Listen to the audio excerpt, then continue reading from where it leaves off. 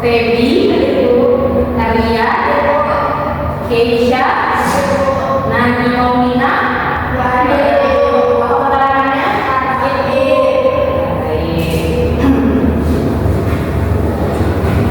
Nah, sebelum mulai pembelajaran pada hari ini, Ibu ingin bertanya kepada kalian, apakah kalian hari ini atau semalam atau kemarin-kemarin sudah melihat berita atau mendengarkan sebuah berita? Sudah.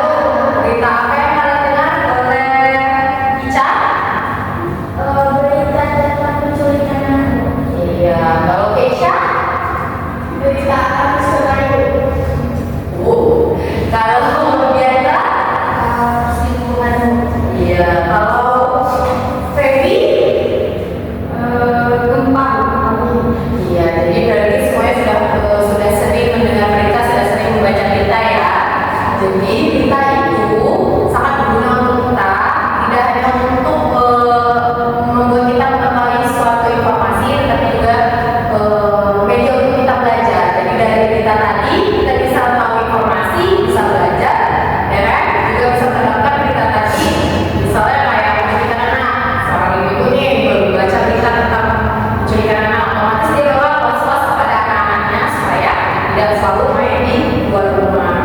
Kemudian materi kita pada hari ini yaitu teks berita. Adapun tujuan dari pembelajarannya, yang pertama peserta didik mampu mengidentifikasi ciri-ciri unsur dan struktur teks berita dengan tepat berdasarkan isi video yang didengarkan atau yang ditonton.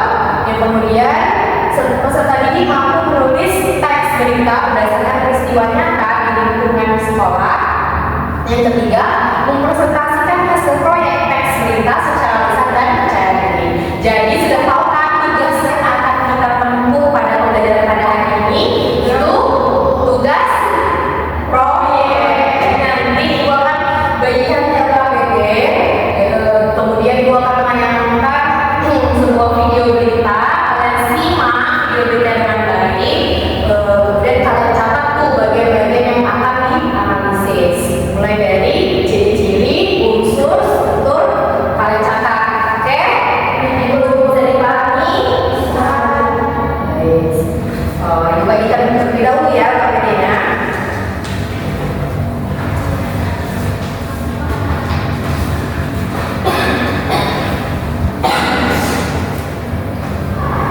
Nah, sudah dapat semua KBD-nya? Oke, baik. Di sini Ibu akan membagikan menjadi beberapa kelompok. Tadi sudah dapat semua kan KBD-nya. Berarti kelompok ini kelompok 1, sudah sini kelompok 2. Nah, Ibu akan menayangkan terlebih dahulu video mengenai teks berita.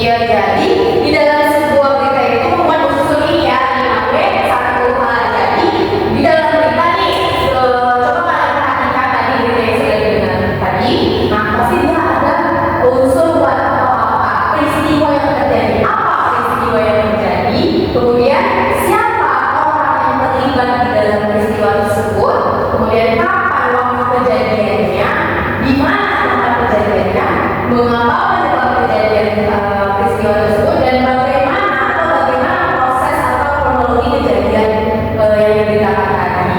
Sampai sini dapat kita pahami? Nah, kemudian 6 unsur ini harus ada di dalam sebuah berita agar informasi yang disampaikan lengkap dan dapat dipahami oleh pembaca. Dan unsur-unsur ini juga membantu kalau pada wartawan dalam lingkup itu membantu mereka menyampaikan berita secara terstruktur dan memastikan tidak ada informasi yang terlewat. Jadi kalau misalnya seandainya kalian menjadi pembawa berita nih, yang kalian harus memperhatikan nih di W1H nih, what, who, when, where, why, and how. Jadi pas kalian menyampaikan berita, kalian lihat nih, oh apa yang terjadi, oh di mana peristiwanya, siapa saja yang terlibat, atau apa penyebabnya, bagaimana kronologinya, terus menggambarkan proses siapa yang terlibat di dalam peristiwa tersebut. Nah, di sini ada satu contoh nih dari kepala berita, boleh dibaca kalian? Kepala berita adalah bagian pembuka yang memuat informasi terpenting dari suatu peristiwa. Bagian ini menjadi inti berita dan harus mampu menjawab pertanyaan utama. 5W kami satukan secara ringkas. Ya, boleh contohnya dibaca juga.